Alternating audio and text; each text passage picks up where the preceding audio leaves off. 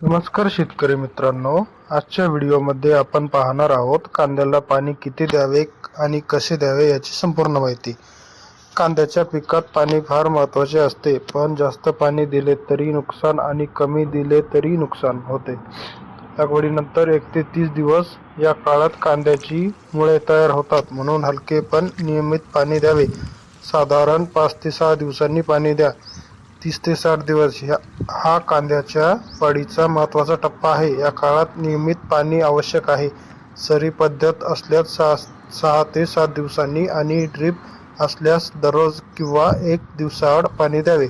पाणी साचणार नाही याची काळजी घ्या। 60 ते 90 दिवस या काळात कांद्याचा गड्डा वाढतो, म्हणून पाणी प्रमाणात द्यावे। जास्त पाणी दिल्यास गड्डा फुटतो। काढणीच्या 15 ते 20 दिवस आधी पाणी पूर्ण बंद करा, यामुळे कांदा घट्ट होतो आणि साठवण चांगली राहते।